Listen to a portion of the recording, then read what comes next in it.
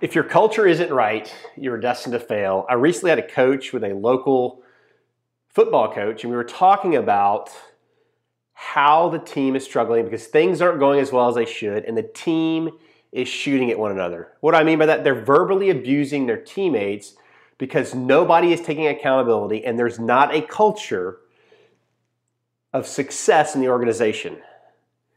They're losing. If you want a winning team, you have to define your culture and your expectation of leader and have a shared vision of what is happening.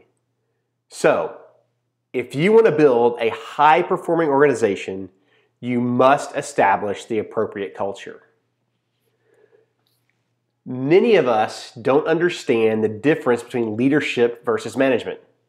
You've got to understand that leaders empower people to produce change, innovation, and movement within the organization. Managers or management just provides order and consistency. They're finger pointers. They push people the wrong direction. You need to inspire a culture of leadership in your organization and empower your team to do the right thing in order to move the organization forward. The foundation is simple. What are the values of your organization?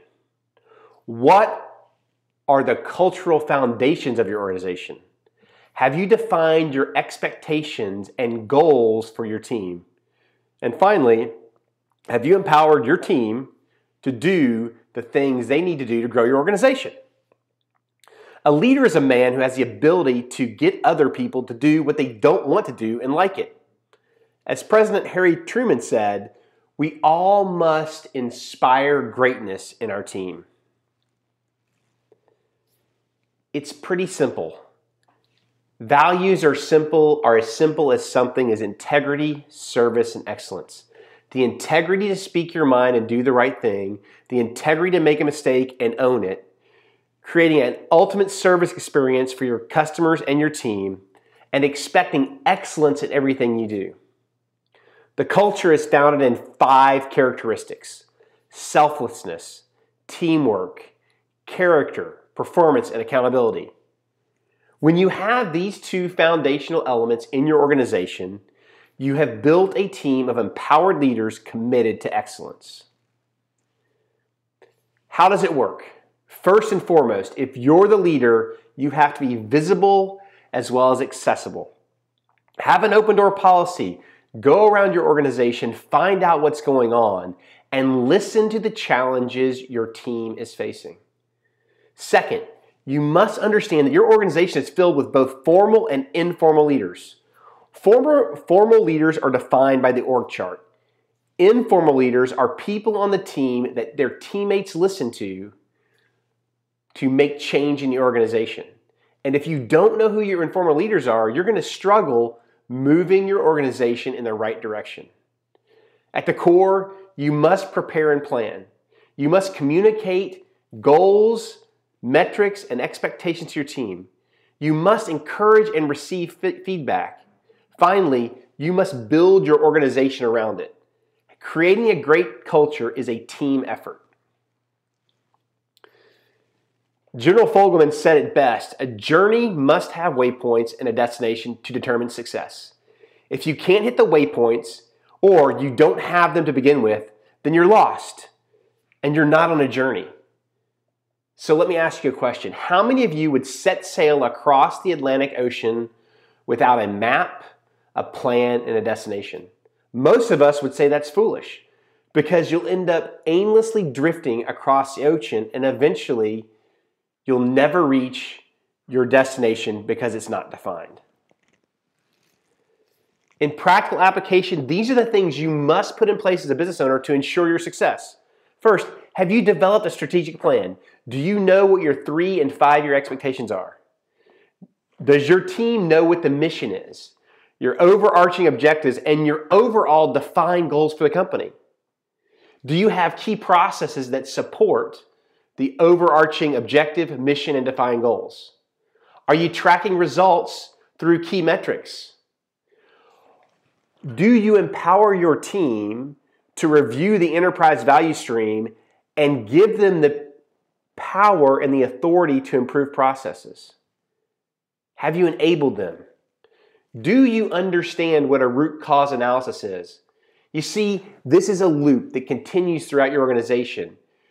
You define the goal, you execute the processes, you track performance, you try to improve the process, you empower your team to do it, and then you analyze the results. And you find the root challenges your company faces, and you eliminate those challenges.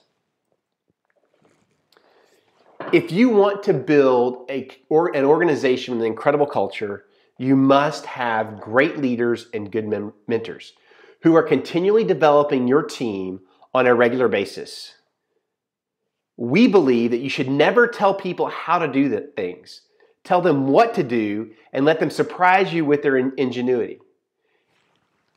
If you're hiring intelligent people and you have what you believe are great team members, why are you telling them what to do? Give them the objective and let them figure it out. You will be amazed at how your team performs. Next, you got to talk about incentives. How are you going to incentivize your team? Your incentives must drive the team to the desired outcome. Here's an example. In World War II, our country's goal was to win the war. Soldiers, seamen, airmen, and Marines were told, win the war and you get to come home. The goal was simple, to win the war.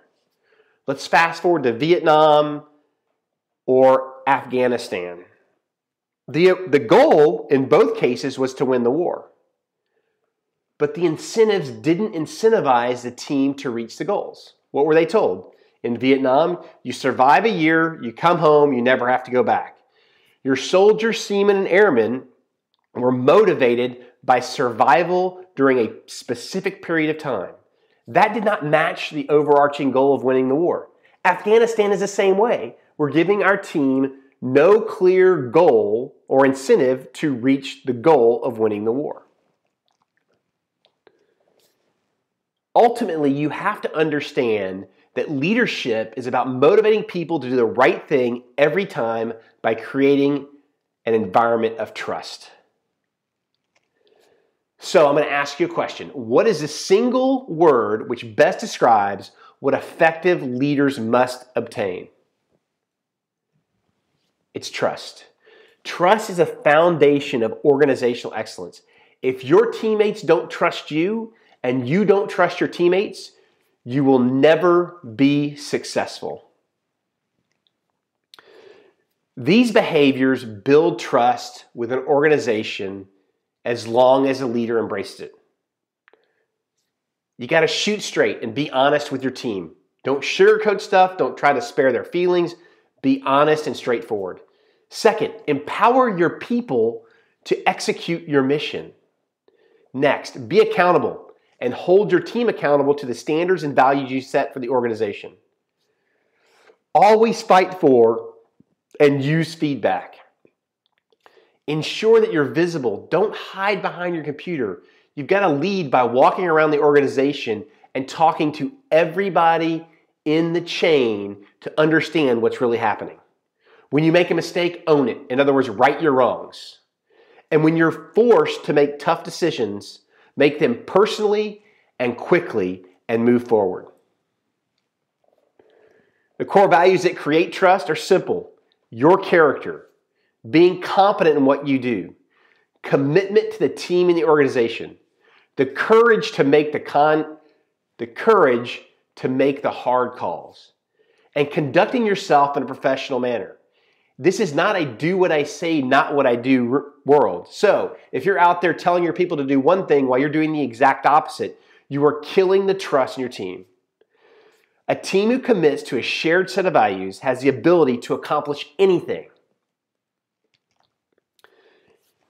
In order to set the tone, you have to provide the structure, clarify the norms, build cohesiveness among the team, and promote the standards of excellence that you believe should exist in your organization.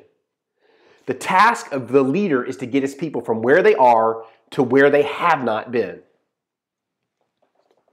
Words that you must avoid when leading your team. I hope we reach our goals. Hope is not a strategy. Hope is not a course of action. to tell your team you're going to try to do something. If you're only going to try, you're not committed to reaching that goal or doing that task. If you tell people, I think, then you're not taking the time to know what must be done in your organization to ensure success. Leadership at all levels in the organization must create a clear, achievable, and shared vision of the future.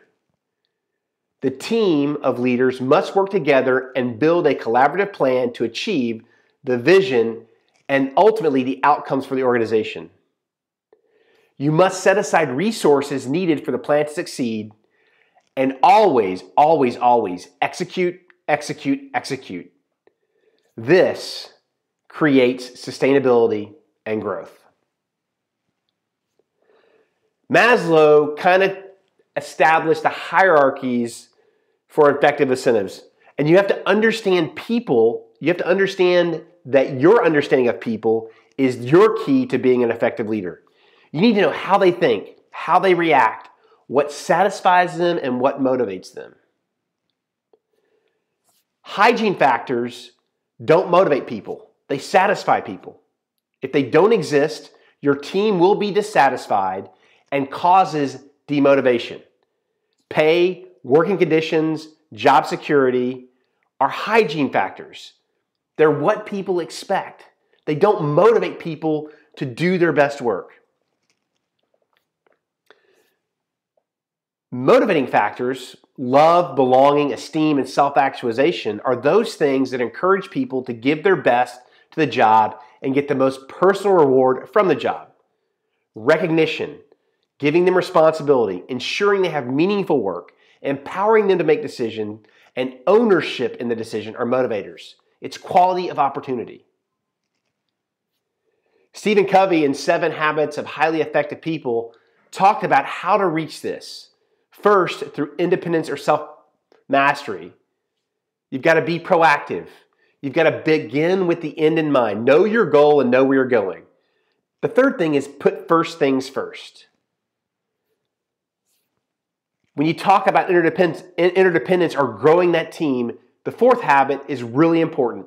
Think win-win. If both people win in a discussion, the team wins. Habit 5, seek first to understand and then be understood. Many, many leaders and your bosses out there, you've seen it before, they sit at the head of the table and sit down and start talking. If you're a leader, shut your mouth. Listen to your team, hear what they're saying before you ever utter a word. The next habit, habit 6, synergize. Bring the team together.